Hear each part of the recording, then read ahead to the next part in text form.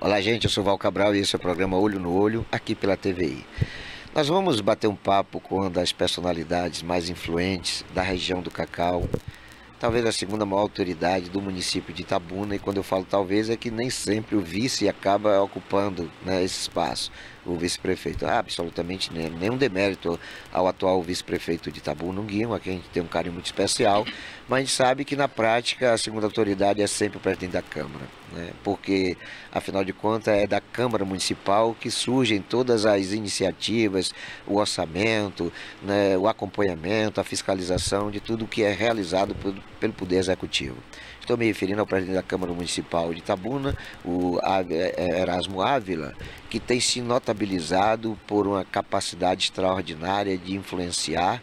Ele é, na história de Itabuna, o único presidente de Câmara que foi eleito por unanimidade, né? No momento em que também existiam vereadores de oposição, mas ele sempre ali comunicativo, articulado, bem articulado, com argumentações que foram preponderantes para que entrasse o Erasmo Ávila para a história como o único presidente reeleito por voto de unanimidade na Câmara Municipal.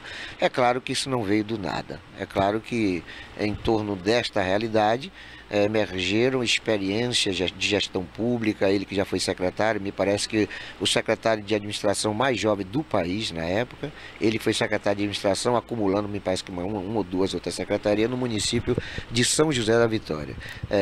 Vindo para Itabuna, ele se enfronhou na política, na sociedade, ele também é empresário, e isso acabou fazendo com que ele chegasse à eleição vitoriosa de vereador, e no parlamento municipal se notabilizou como líder maior, sendo hoje seu presidente reeleito. Nós vamos começar a bater esse papo com o Erasmo Ávila, perguntando para ele qual é a mágica, né? Qual é o pulo do gato para chegar a esse resultado de presidente da Câmara por unanimidade e de ter essas inserções cada vez mais bem acentuadas na sociedade. Tem alguma mágica ou a coisa vem do dom, vem da atuação do trabalho, enfim, diz pra gente, dá um sinal para a gente seguir seu caminho, para a gente ter você como um espelho, né, de sucesso. Bom dia, Val Cabral, bom dia a todos os telespectadores desse programa que está trazendo uma referência, né, para todas aquelas pessoas que acompanham esse programa, uma referência de um conceito de responsabilidade, de seriedade. Isso me traz aqui, eu devo agradecer, Val, todas as suas palavras, assim, a colocação de onde a gente conseguiu chegar. Eu estava ouvindo aqui anteriormente uma entrevista aqui de uma menina de 15 anos e eu estava ali do lado, Val, presenciando, e você fez uma pergunta muito interessante, se é dom, se é família, se é educação. Eu acredito assim, eu fui criado, né, no meio da política. Eu lembro que lá com os 15 anos de idade, 16, eu recebia na minha casa aqui na Califórnia meu tio, que era então administrador de um município chamado São José de Guararema, e eu fazia almoço para os candidatos a vereadores, as pessoas que queriam se ingressar na polícia. Eu ficava recebendo e ouvindo sempre a conversa de meu tio, na época com Antônio Brito, com Astor Vieira Júnior, Astor Pai, essa galera da região sul que fazia política em Guararema.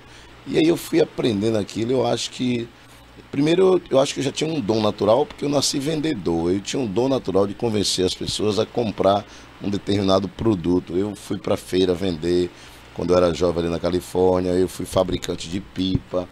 Quer dizer, eu tenho uma história voltada para o empreendedorismo, independente de qual seja a situação, né? Filho de policial, de dona de casa, né? E aí morando na periferia, e a gente foi tomando entendimento. Então, meu primeiro desafio foi quando eu tinha lá, eu fui um dos professores também mais jovens de Itabuna, de educação física. Eu trabalhei no CISO, no Gato de Bota. Então, eu fiz eu fui muito precoce, né? A necessidade de tentar desenvolver a maturidade da minha vida foi muito precoce. E eu lembro que quando eu tinha 19 anos, eu entrei no desafio de emancipar São José de Guararema, se tornar São José da Vitória. E a gente fez isso. Na época era o saudoso Antônio Carlos Magalhães, que era o governador do estado. E aí a gente batalhou para emancipar São José, ou seja, dividir o município de Borborema em dois. E a gente conseguiu, e lá eu fui o primeiro secretário jovem do Brasil, foi bem colocado isso, eu tinha 19 anos, 19 para 20 anos. 89, 90 se tornou cidade, 89 a gente emancipou, 90 foi a primeira eleição, foi eleição de 3 anos, né? Foi um mandato de 3 anos. E aí eu fui secretário de administração, chefe de governo no mesmo período, interino de aviação e obras. Aí eu aprendi muito de obras no município de São José. A gente desenvolveu, uma cidade pequena, os problemas só são menores, mas são iguais, né? São iguais.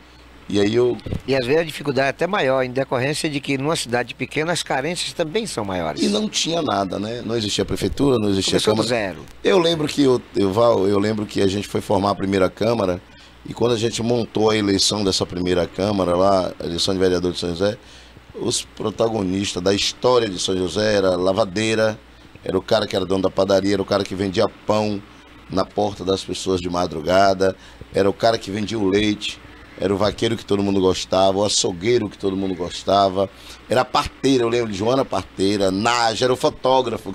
Os candidatos realmente foram aquelas pessoas que viviam na comunidade. Bem populares, né? Muito popular, sem o conhecimento de clientelismo, não é o conhecimento de capacidade de instrução de escola, nada disso. A gente nunca teve um médico, um enfermeiro lá na cidade, a gente sempre teve as pessoas que faziam pela comunidade, né? E sempre, e foi isso que eu montei. Nós montamos lá a primeira Câmara de São José da Vitória com 9, criamos aquele espaço da escola, e isso faz parte da minha história, como iniciei a minha carreira política. E foi aí que eu aprendi tudo, mas sempre morando em Itabuna, na Califórnia, dando aula e indo para lá, dando aula e indo para lá. Mas você, ao chegar em Itabuna, você não só se influiu na sociedade através dos seus trabalhos na educação, mas você também entrou na política, né? E sua primeira incursão na política não foi bem sucedida, mas isso não fez você retroagir, não fez você parar. Você deu prosseguimento.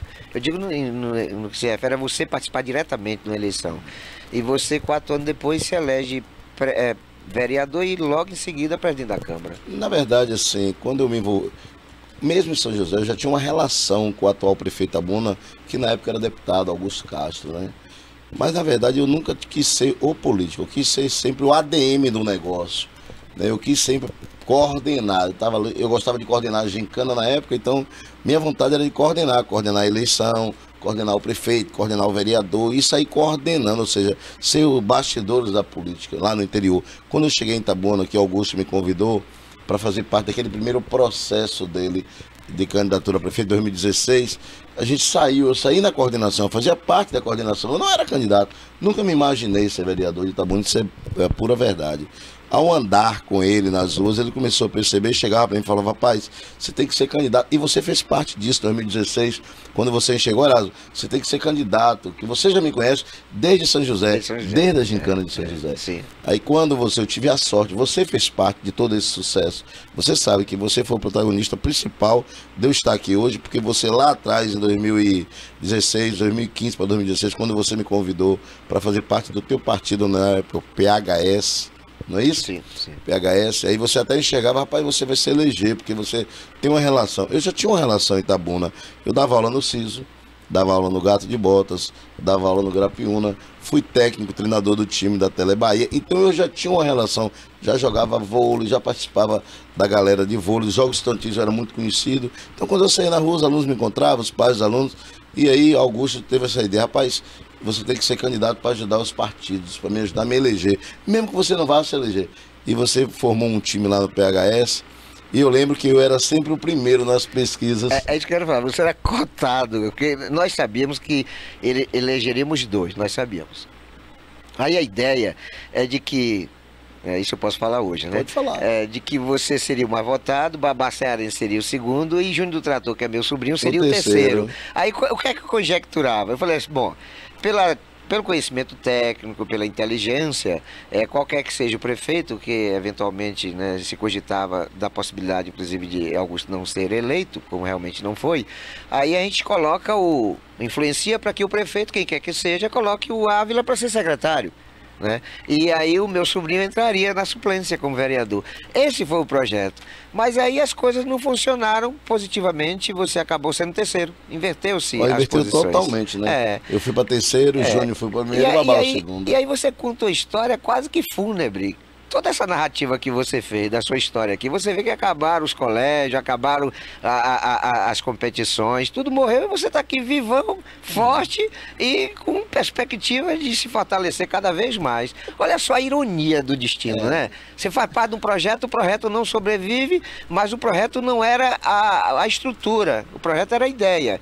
E quem faz a ideia é o indivíduo, não é a estrutura.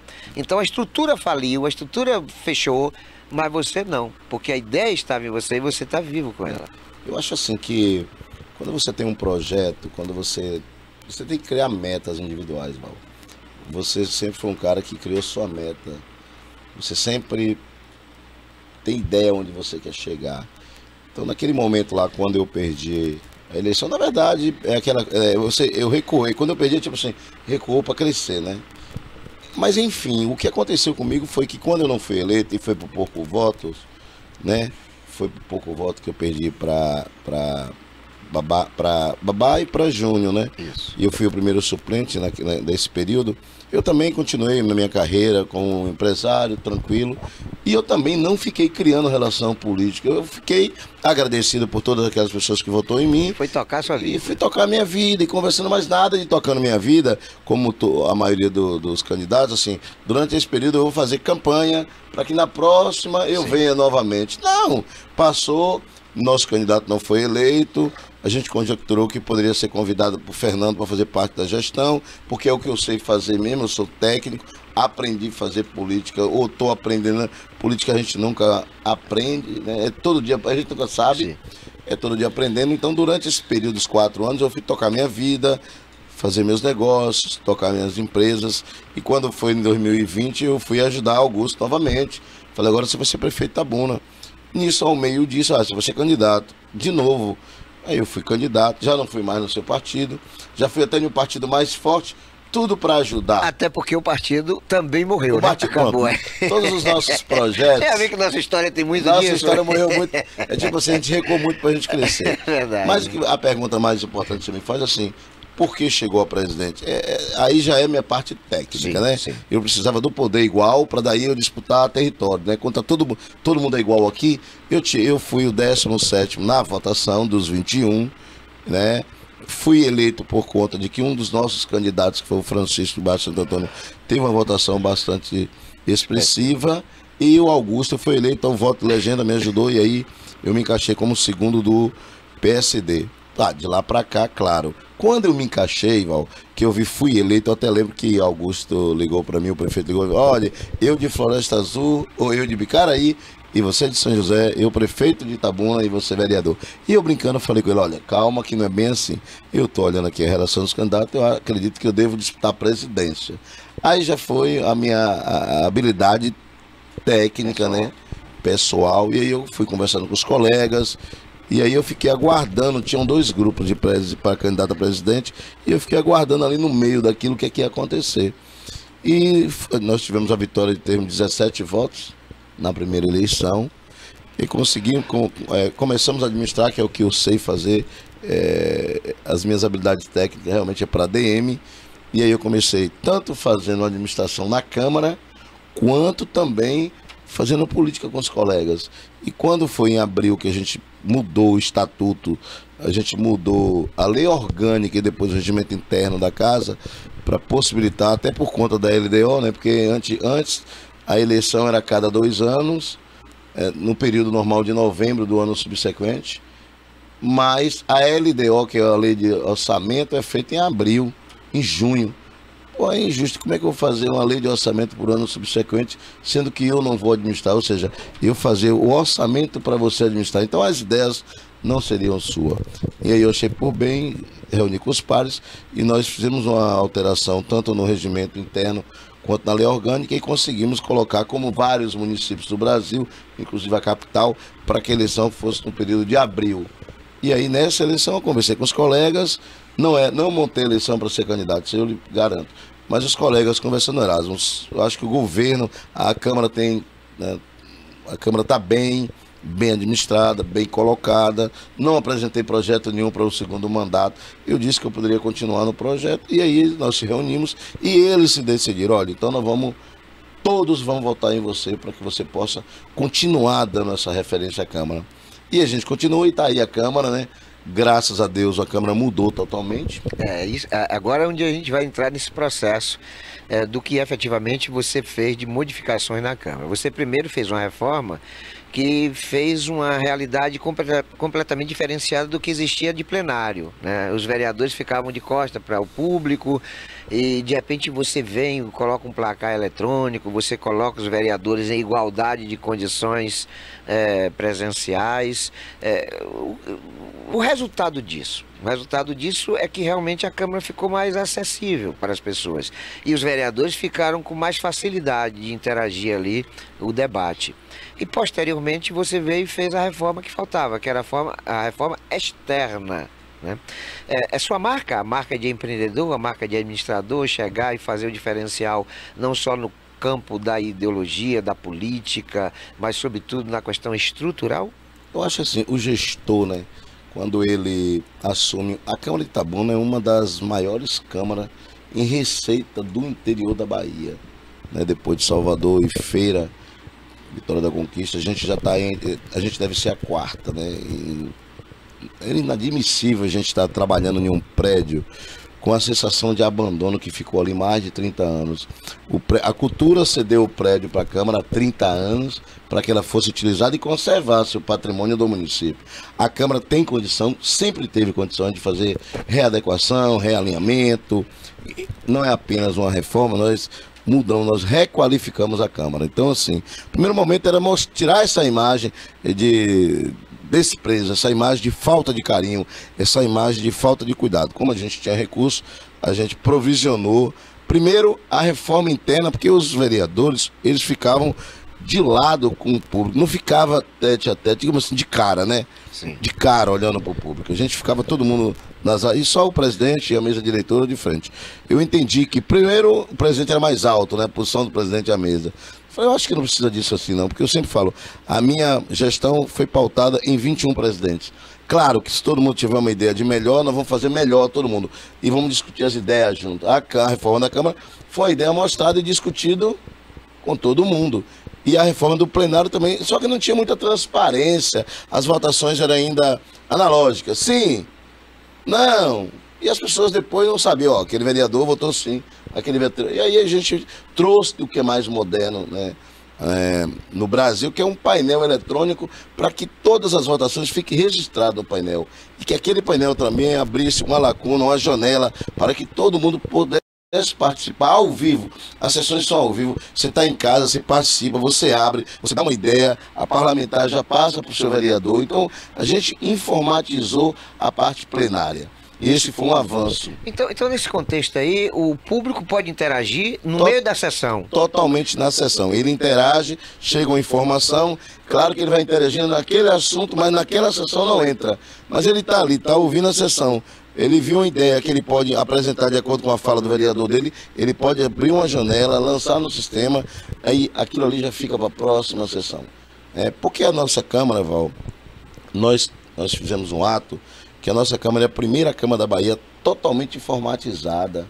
Nós economizamos o ano passado 219 mil só de papel, em um ano e meio.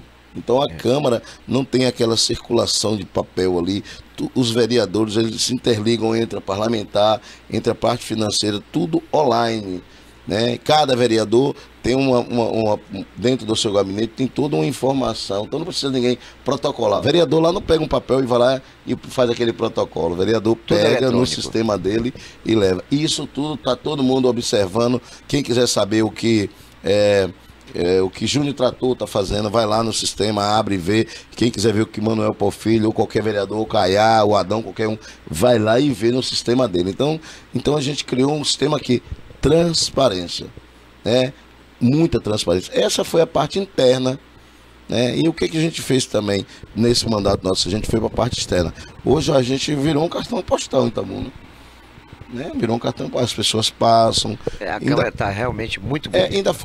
Ainda falta fazer até o final do meu mandato a parte de iluminação, que a gente já está licitando agora, que é aquela parte que a gente vai deixar a Câmara, que foi uma promessa nossa, né? A gente falta fazer a parte elétrica da Câmara, a parte interna da Câmara, que a gente precisa dar uma reajustada, porque a Câmara cresceu muito, o fluxo de energia cresceu, a gente vai ter, começou no mandato do vereador Ricardo, e até agora a gente está ainda relicitando para fazer.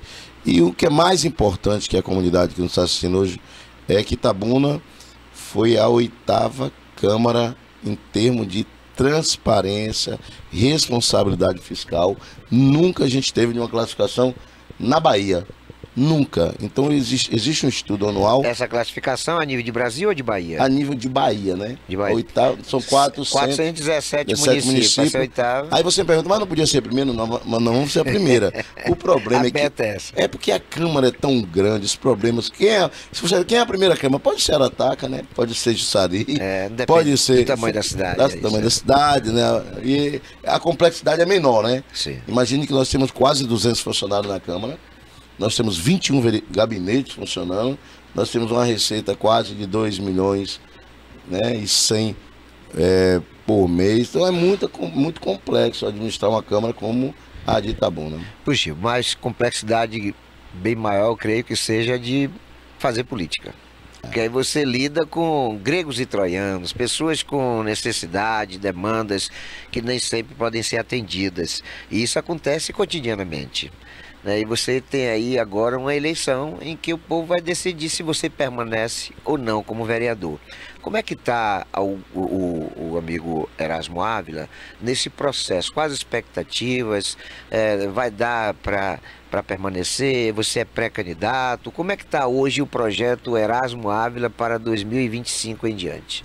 Na verdade, a gente entendeu que no momento que eu fui eleito, porque para ser vereador, esses desafios de você verejar não é uma coisa fácil. As pessoas muitas vezes perguntam assim, como é que você faz para virar vereador? Né? Como é que você faz para permanecer vereador? Não existe uma cartilha. Eu acho que a cartilha é o seguinte, quando eu fui eleito, eu entendi que a partir daquele momento eu iria deixar várias coisas de lado e cuidar só da vida das pessoas. Porque a expectativa das pessoas que votam de um vereador é muito grande em relação ao que ele pode propiciar. Exemplo, as pessoas imaginam que o vereador é aquele cara que tem que ficar com a porta da casa dele aberta, e é muito natural, recebendo todo dia pessoas com várias necessidades.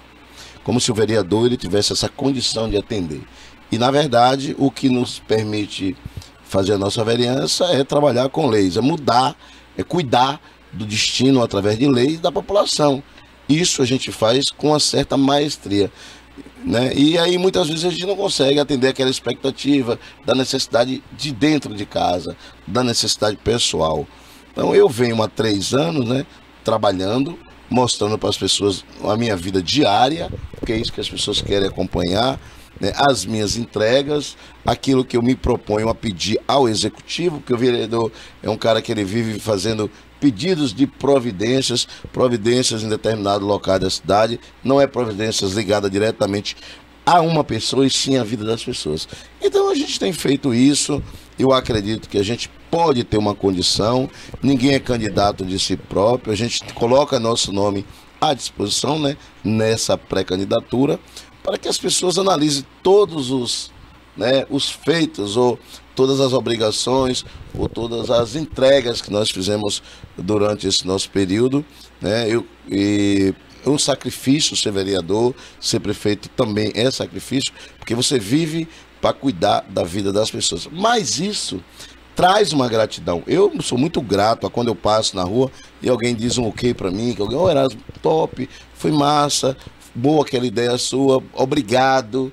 É claro que alguns vão jogar pedras. Essa é a recompensa. É recompensa.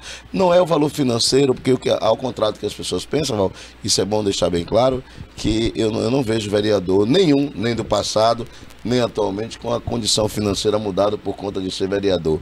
Muitos deles, a situação financeira fica muito pior. E eu sou testemunha disso, que eu já vi muito. A responsabilidade, porque o cara, quando ele entra na vida pública, ele entende que ali vai mudar a vida dele. Alguns, né? O cara que vem lá sem muito conhecimento como é que funciona a Câmara, ele imagina, ó, ali eu vou mudar minha vida e vou resolver a vida de todo mundo. Aí ele se embola todo para poder virar vereador, continua se embolando para honrar com os compromissos que ele não tinha ideia do que era, e aí vira uma bola de neve na vida do candidato e tal. O Erasmo, a gente está assistindo atualmente uma situação complexa de reeleição dos atuais vereadores. Muito difícil em algumas situações. Por exemplo, nós temos 10 vereadores em 2 partidos. Né? Na verdade, a Federação PSDB Cidadania tem 5 vereadores. E o partido PP tem 5 vereadores. Ou seja, só nesses 3 partidos, na verdade 2 que a federação passa a ser um partido só, né? Nesses 2 segmentos partidários, nós temos 10 vereadores, com quase concreta convicção generalizada de que no máximo dos 10, 4 serão reeleitos. No mínimo 4, ou no máximo 4 serão reeleitos. Aí você já tem, só nesse contexto, 6 vereadores a menos. Dentro do seu conhecimento, de sua experiência, qual o percentual que você arriscaria hoje apontar como possível de reeleição na quantidade dos atuais vereadores? Val, primeiro a gente precisa explicar para as pessoas de casa que essa questão daquele vereador não retornar não foi por conta da competência ou do trabalho que ele exerceu no seu mandato.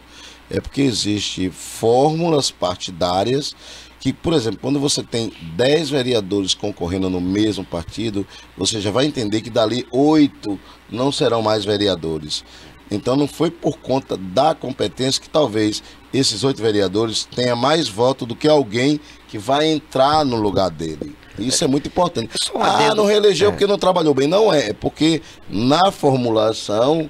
A legislação foi que estabeleceu a regra. Pronto, porque se estabelecesse hoje, por exemplo, eu acho que deveria ser os 21 mais votados, independente de partido, aí sim nós mostraríamos os 21 realmente, que com mais assim, nessa nova configuração, exemplo muito claro, eu fui eleito com 743 votos e teve vereadores que teve mais de 1.000, mais de 1.500, e que não foram eleitos. Então não existe assim, nessa Câmara aí vai sair um monte. Não foi por falta de competência, foi por conta dessa, da legislação, do modelo atual, né? Por exemplo, existem partidos que não permitiu que nenhum vereador entrasse para fazer parte do partido. Isso vai possibilitar a 2 ou a 1 daquele partido ingressar como vereador, no qual você está me dizendo, no meu partido, por exemplo, nós temos 3 vereadores eleitos. Aí sim, dali dentro do partido, vai medir a competência do partido. Mas pode um colega meu que é vereador, até eu mesmo ficar de fora, por conta de que no meu partido a concorrência foi do partido. Então, aí isso quer dizer, você tem essa realidade. Você citou o PSD, né? Tem o republicano também, que tem o Ronaldão, tem o pastor Francisco. Ou seja, alguns partidos acabaram tendo uma quantidade de vereador, enquanto que outros não tiveram vereadores, que é o caso do Avante. Como funciona, dentro desse contexto, a sua perspectiva de sucesso eleitoral? Quantos hoje, essa pergunta que eu quero fazer, quantos vereadores hoje você acha que podem ser reeleitos? Olha, o meu desejo é que essa Câmara toda fosse reeleita. Esse é um desejo pessoal. Sim. Mas não é o desejo que a legislação vai permitir. É isso que eu quero que vocês entendam. Eu acredito que 30% aí dos vereadores, por conta da nova conta, devam retornar. Então, 7 vereadores na sua previsão podem conta 6 ou 7. E eles também sabem disso, né? Sim. Porque se a gente dividisse todos os vereadores em partidos iguais, olha que nós temos, na eleição passada, nós tivemos 600 candidatos, quase 600. Agora nós temos até hoje 300. Mas até a eleição vai ser 250. Não é verdade? Sim. Serão 250. Então, isso não quer dizer que aqueles colegas nossos que não retornaram na Câmara, preciso deixar isso bem claro, não foi por conta do trabalho dele. Ele conseguiu ter votos, os votos que eles mensuravam, mas eles se depararam de um confronto entre eles mesmos, ou seja, a final do campeonato foi entre eles mesmos, que só permitiam 1 ou 2. Então eu acredito aí que uma média de 30%, de 7%, a 8 devem retornar. Augusto, já que eu falei de Augusto, né? A coisa saiu sem querer, né? Augusto, você tem um alinhamento muito estreito com Augusto. Você é do mesmo partido de Augusto, Augusto é prefeito, você é presidente da Câmara. Esse alinhamento ajuda você na reeleição? Considerando o fato de que Augusto tem recuperado muito uma aceitação, tem diminuído a rejeição. Eu diria que hoje é o favorito, né? Ou pelo menos dentre os favoritos é o melhor apontado. Essa sua parceria com Augusto ajuda mais ou lhe prejudica? Olha, deixa eu te falar um pouquinho dessa parceria. Nós temos dois poderes, né? O executivo e o legislativo. O legislativo, ele é parceiro das ideias que realmente venham a fazer com que o município desenvolva. Eu faço parte desse processo de parceria pessoal, como do partido, com o prefeito atual, por conta do que ele realmente vem demonstrando, o carinho e o cuidado que ele vem demonstrando para o progresso da nossa cidade. Esse é o nosso caminho, é o meu caminho. Aí você me pergunta, mas tem ajudado? Se eu sou do mesmo partido, no momento que o prefeito cresce nas pesquisas, a gente acompanha o resultado, né? Naturalmente, a gente acompanha o resultado. Então hoje, ontem, por exemplo, eu vou falar um pouco, aconteceu a nossa convenção. É a convenção do partido PSD. E lá estavam conosco também os partidos que fazem parte da base, mas a convenção foi do PSD.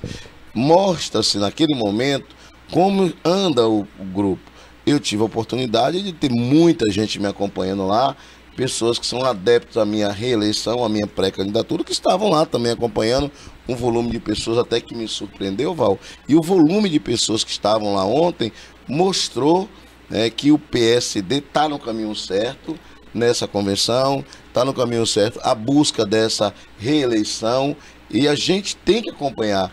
Então, se eu tenho uma relação de 30 anos com o prefeito, independente dessa questão de sermos poderes harmônicos apenas, né? Nós somos diferentes, mas somos harmônicos. A gente tem elevado. Se a Câmara cresce, é por conta também da responsabilidade do prefeito para os repasses da Câmara. Tem todo um processo, né, que leva a gente estar no caminho certo aí junto com o prefeito. Valeu. Erasmo, eu quero agradecer sua participação conosco, desejar sucesso, parabenizá-lo por tudo que tem sido conquistado através das suas atividades e dizer que o espaço vai estar sempre aberto.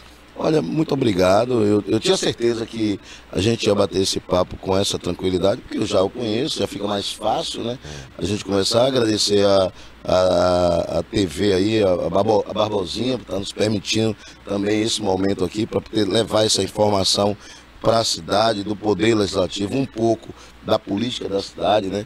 A gente não pode falar, a gente vai ter, não sei se vai ter outras oportunidades, para já no momento de candidatura, não sei como é que vai funcionar isso, mas a gente está falando aqui do nosso processo como presidente da Câmara, o nosso processo do Legislativo.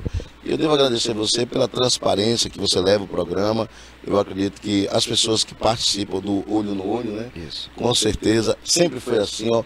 Val, boca do povo, né? Como era o programa? Na boca do povo. Na boca do povo, sempre assim, Val, levando essa informação no cérebro mesmo. Então, para mim, é importante estar sempre participando com você. Obrigado a todos vocês. Obrigado aí aos telespectadores por estar participando aí, por estar nos assistindo. Valeu, Erasmo. Obrigado, querido, e obrigado a você também, que tem sempre nos prestigiado com a audiência. Fiquem todos com Deus e não se esqueçam jamais de que Jesus é o caminho, a verdade e a vida.